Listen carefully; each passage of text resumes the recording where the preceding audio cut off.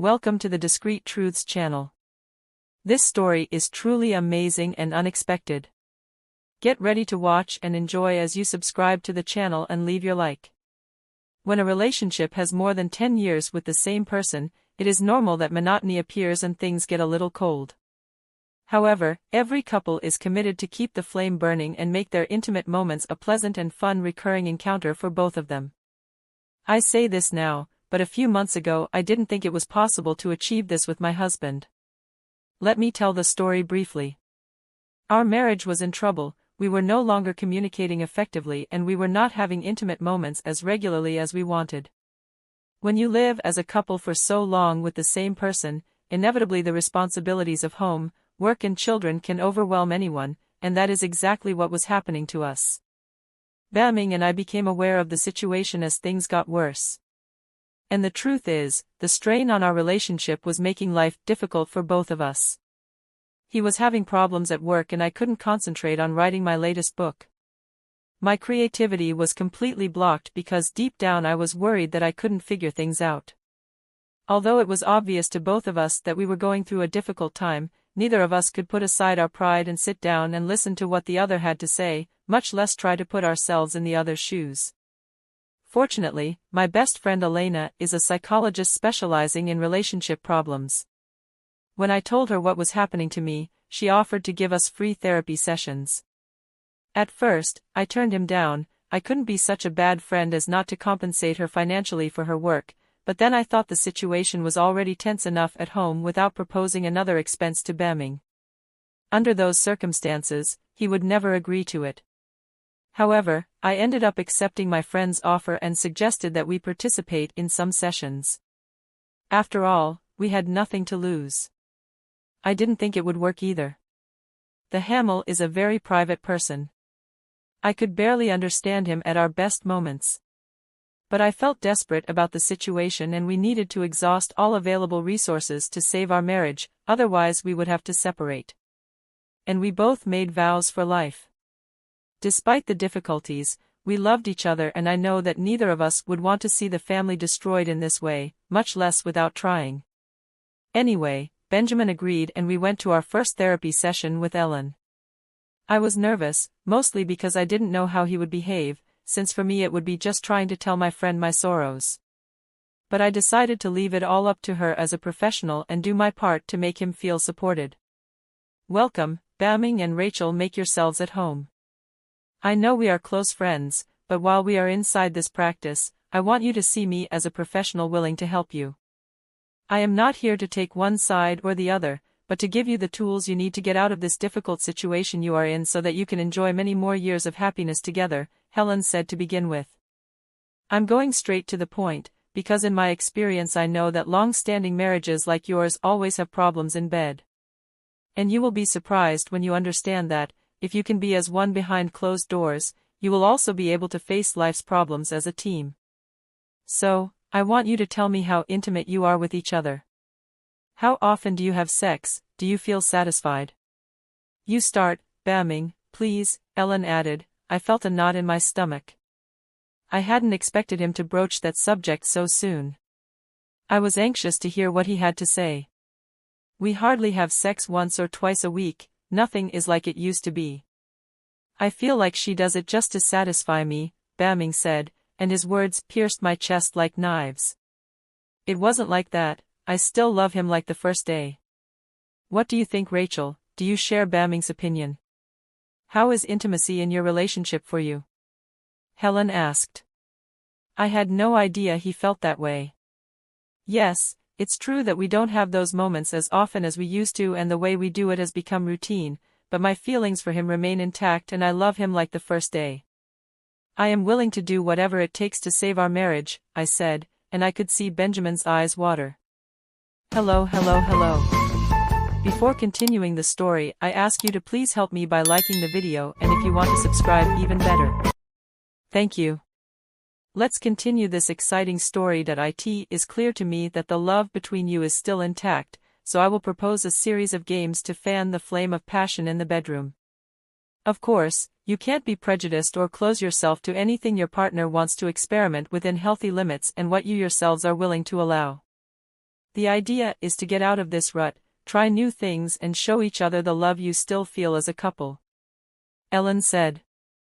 The therapy she proposed consisted of role-playing. We could recreate anything we could imagine at home or outside.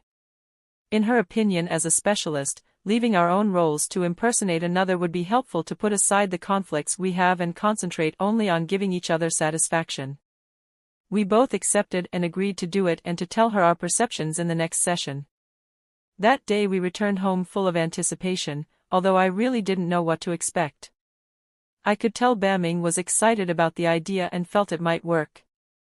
It wasn't long before my suspicions were confirmed, because as soon as we got out of the car, my spoke. O gave me an unexpected pat and I could recognize that naughty boy I had a crush on. I decided to surprise him the next day at his office. I snuck out while he was at lunch and waited for him dressed in clothes I knew he would love. When he came in, I took him by surprise and whispered in his ear to warn his secretary that no one would disturb us, and he did. Bamming was shocked when he saw me. He immediately started kissing me, cleared everything off his desk and I settled in there. Since you're a bad girl, what will your husband think of this? He said as he looked at me mischievously. I need someone to teach me discipline, I said and grimaced.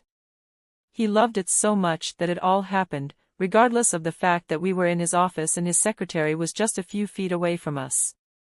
I felt like I did when our relationship began. My breathing was heavy and my heart was pounding, something I hadn't felt in a long time when I was with my husband. I knew he was enjoying it too. So I left his office as if nothing had happened, but with the certainty that the experiment had been a success and the anticipation of what was to come in our next encounter. The next day, Benjamin returned from work and invited me to dinner at a fancy restaurant we hadn't been to in a long time, with the special request that I wear a dress I did. I put on a cocktail dress that had been sitting in the closet. I took off my favorite heels and made myself up like a movie star. He was delighted with my appearance. As we were sitting at the table, waiting for the waiter to bring us the food we had ordered, he asked me to come over and whisper something in my ear. Now I want to pretend that I am a married man and you are my secret lover, so I want you to take off what you are wearing underneath and I'll take it off the table, he said. I was excited to hear him propose something like that, although I was also nervous because there were people around. It was a public place. Anyone could see us. I smiled mischievously at him and began to maneuver as discreetly as possible. I looked around to see if anyone had noticed what I was doing. But everyone seemed to be engrossed in their own conversations, while the restaurant staff went about their work. It was time for me to do so, but then the waiter came over with the food and I froze completely. I smiled at him as he put everything on the table and thought, it's now or never. Taking advantage of him standing next to us, I dropped the garment down to my ankles and intentionally dropped the napkin on the floor. Then, as I bent down to pick up the napkin, I also grabbed the garment and, as soon as the waiter left, passed it to Bamming under the table. That was very clever of you. Maybe I'm wrong, but I think I felt a little damp on it, he said, and I winked at him in response. We devoured the food and immediately headed for the car. Throughout the night, I had slid my foot up her leg, as any lover would do. By the time we paid the bill, we were both extremely anxious. As soon as we got into the car, things got out of control. There seemed to be very little oxygen inside, not to mention the heat we were generating ourselves, but we wouldn't need much time. We were very wrapped up in what was about to happen. I bet your wife doesn't do this with you like this, I told her, and she must have really liked that, because it immediately became more intense in that enclosed space where we could barely move. We remembered why we were together and the intensity of the feelings that are still palpable between us. In the midst of the stupor, images of our best moments together flashed through my mind. When we first held hands on our first date, our first kiss, our vacation, our wedding. I closed my eyes and let go. I knew it was over when suddenly he let out a triumphant sigh. We went to the second session with him and quite happy. We both expressed our gratitude and satisfaction with the results we were getting with his method, so he encouraged us to keep provoking each other. I want to take things to a higher level, Bamming interjected and we both listened with explanation. I have to admit I was very intrigued by what he was about to propose, which could be interesting for the relationship. "Benjamin, what do you want to propose to Rachel?" Helen asked. "I want to see her with 2 other men in our bedroom," she said, and suddenly I felt as if a huge void opened up in my stomach. I'm sure I forgot to breathe for a minute and immediately came to. Wow. "Well, Rachel, would you be willing to give Benjamin that pleasure, my friend?" she asked. Look into her eyes. What should I say? We were rebuilding our marriage. I would give him whatever he wanted. "Okay, if that's what you want," I replied, and her face lit up with happiness.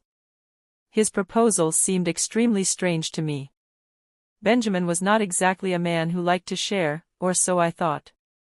I freed my mind of prejudice and decided to chalk it all up to a fantasy that would have no greater purpose or meaning than the thrill he might feel in witnessing it. The next night, Benjamin had everything ready. He told me to get ready and wait for him in our room. Then he came in with 2 men he knew very well. One was Alberto, his best friend, and the other was Daniel, a mutual friend I was dating before I got married.